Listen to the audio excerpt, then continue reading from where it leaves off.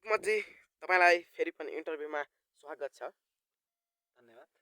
अब म चाहिँ एउटा आज क्वेसन लिएर आएको छु हैन। तपाईँ नेपालको प्रधानमन्त्री भएको भए के गर्न चाहनुहुन्थ्यो र नेपालको के विकास गर्न सक्नुहुन्थ्यो र अहिलेको प्रधानमन्त्रीलाई तिमी के सुझाव दिन सक्नुहुन्छ? के सुझाव दिन चाहनुहुन्छ? धन्यवाद पत्रकार साथी, क्वेसन राम्रो गर्नुभयो। नेपालको लागि मैले प्रधानमन्त्री हुनै आवश्यक देखियो। कसरी टपक्क टिपेर राखिदियो भने चाहिँ प्रधानमन्त्रीको स्वीकार्य छैन। निर्वाचित आम नेपाली जननिर्वाचित गराएर प्रधानमन्त्रीको यस्तै कुर्सीमा राखिदिने हो भने मैले गर्न सक्ने कामहरू धेरै छन्। सर्वप्रथम नेपाललाई कृषिमय बनाउन सक्ने अवस्था छ। खासमा नेपाल कृषि प्रधान देश होइन र? त्यही त नेपाललाई कृषि प्रधान देश अझै बढाउने तिम्रो सोच छ कि के हो? मलाई नेपालको 1 नम्बर कृषि प्रधान देश बनाउने योजनामा छु। नेपाल एउटा कृषि प्रधान देश हो। आउँदै गरेको चुनावमा प्रधानमन्त्रीमा उठ्न हुन्छ कि? उठ्ने चाहिँ सोचमा छु। अब कहिले उठिन्छ त? अब फागुन 21 गते चुनाव भन्छन्। फागुन 21 गतेको यो 84 को चुनाव भन्ने चुनावमा उठिन्छ कि उठिँदैन? 84 मा उठिन्न। यो 2000 यो फागुनको महिनाको चुनाव हो। फागुनको चुनावमा प्रधानमन्त्रीको चुनाव पनि हुँदैछ, प्रधानमन्त्रीको चुनाव हुँदैछ। म चाहिँ शिक्षा मन्त्रीको भन्दा पनि कृषि मन्त्रीको लागि उम्मेदवार हो। राष्ट्रिय स्वतन्त्र पार्टी घण्टीबाट चुनाव चिन्ह पायो भने, यदि समानुपातिकबाट उम्मेदवार भन्न पायो भने मैले चाहिँ घण्टीबाट चुनाव चिन्ह लिएर कृषि मन्त्री हुने आक्षेपका साथ उम्मेदवारी घोषणा गर्न चाहन्छु।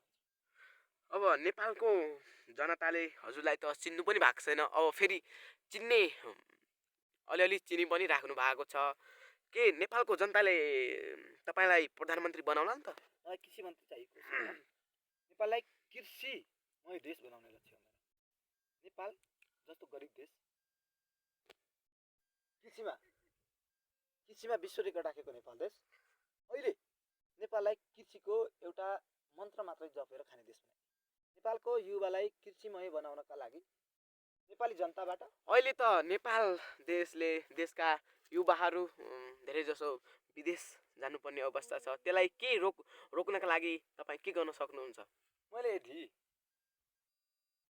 कृषि मन्त्रीको मात्र जिम्मा पाइदियो भने नेपालका युवाहरूलाई नेपालमै बस्नका 100 जना स्वरोजगारीको कार्यक्रम ल्याउँछु सुरुमा मैले। अब मेरो भनाइ त मैले तिमीलाई क्वेसन गरे अनुसार हैन, मैले त 100% नेपालका नागरिकहरूलाई विदेशबाट जानबाट रोक्ने भन्ने मैले सोचेको छु। विदेशमा बस्नु हुँदैन। नेपाली जनताले नेपालको हितका काम गर्नु लागि छ भने कृषि हितको लागि काम छ। नेपाललाई कृषि यान्त्रिकरण गरेर नेपालमै कृषि यान्त्रिकरण एउटा उद्योग कल कारखाना सञ्चालन गर्नका निमित्त नेपालका युवालाई एकजुट हुन आग्रह गर्न चाहन्छु। यसै संसदबाट यसै मन्त्रालयबाट घोषित गर्न चाहन्छु। अब तपाईको भनाइ चाहिँ के छ? अब म एउटा क्वेसन गर्छु हैन, त्योमा हजुरले एउटा रोज्नु पर्ने हुन्छ। शिक्षा मन्त्री रोज्नुहुन्छ कि म चाहिँ सरी मैले कृषि मन्त्रीको योजनाको लागि अगाडि बढी सरेको मान्छे हो। कृषि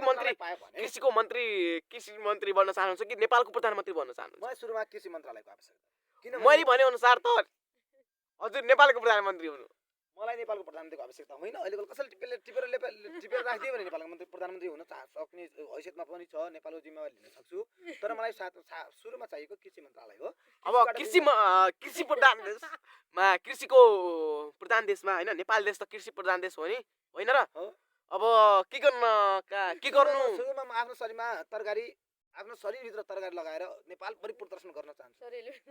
शरीर बाहिर हजुर, शरीर बाहिर प्रत्येक शरीर बाहिर गोटा लगाएर कृषिको व्यापार गरेर प्रदर्शन गर्न सक्छु। अब हजुर कृषि सम्बन्धी ज्ञान पनि भएको मान्छे हो। मेरो बारी हेरौँ भने के भनौँ? अब कृषि सम्बन्धी ज्ञान कहाँसम्म हासिल गर्नुभएको छ? मैले कृषिमा हासिल गरेको के अरे चाहिँ अनुभव चाहिँ डिग्री हो। अहिले चाहिँ कृषिमा स्नातकोत्तरको परीक्षामा उत्तीर्ण भएको छु। त्यसकारण डिप्लोमा एग्रिकल्चर अब पक्कै पनि तपाईँ नेपालको कृषि मन्त्रीको लागि उम्मेदवार हो। हो अब हुनु पनि पर्छ। नेपाल देशमा अहिले कतिपय खेतहरू बाँझै देखिएको छन् होइन। एउटाको अस्ति कथा सुनेको थिएँ। कुहु कुहु कोइलीको स्वरैमा के आउँथे र बेरोजगार भएर चिन्ता। तपाईँ त गायक पनि अलि गीत पनि गाउँदो हुँदो रहेछ होइन। नेपालकै गायक भयो भने के हुन्छ होला? म चाहिँ विश्वको गायक हुने सोच हो। तर चाहिँ के अरे मन्त्री महावीर पुन, वैज्ञानिक महावीर पुन बडा हँसाउनु भयो। आफ्नै क्वार्टरमा सुत्ने, आफ्नै क्वार्टरमा खाने हो। अब मैले आजको इन्टरभ्यूमा आजको तपाईँलाई क्वेसन गर्दाखेरि अब नेपालको अहिलेको अवस्था के रहेको छ र कस्तो रहेको छ? नेपालको अवस्था कुरा नगरौँ। नेपाललाई शून्य बनाएर खाइसके नेपाली यी कर्मचारी र नेताहरूले। नेताहरूलाई तपाईँ के सुझाव दिन चाहनुहुन्छ? नेताहरू नेता होइनन्, कर्मचारीले लुटतन्त्र बनाइसक्यो। भ्रष्टाचार कहाँ पुगिसक्यो तपाईँले बुझ्नु भएको छैन। गाउँबाट उठ के अरे ओडाको एउटा ओडाको कर्मचारीले फिल्डमा जाएर काम गर्ने कि फिल्ड प्राविधिकले फिल्डमा काम गर्ने र भत्ता कमाउने कि के अरे ओडा कार्यालयको हाकिम भएर बस्ने? यसको दायित्व कसले लिन्छ? तपाईँ यहाँ कृषि प्राविधिक हेर्नुहोस्, कृषि प्राविधिक ओडाको हाकिम भएर ओडाको सचिव भएर काम गर्छ। अनि फिल्डमा काम गर्ने कसले? फिल्डमा कृषि प्राविधिक कसैले चिन्या हुन्छ? तपाईँ जस्तो कृषकले फिल्डको कृषि प्राविधिकले चिन्नु भएको छ? अहिले भएको छैन। हामीले सिकाउनु पर्यो। अबको राजनीति यहाँबाट सुरु गरौँ। देश विकास हो। ओडाको एउटा कृषि प्राविधिकले फिल्डमा गएर काम गर्ने कि ओडाको एउटा कृषि प्राविधिकले फिल्डमा गएर ओडाको काम गर्ने कि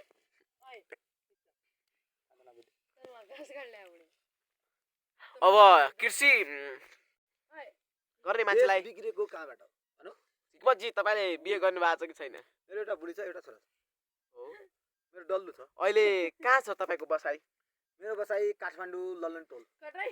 किन गाउँ छोडेर? गाउँ चाहिँ कता हो? गाउँ मेरो हो बेलापुर 1 नम्बर 4 सिरोड हो। हजुर।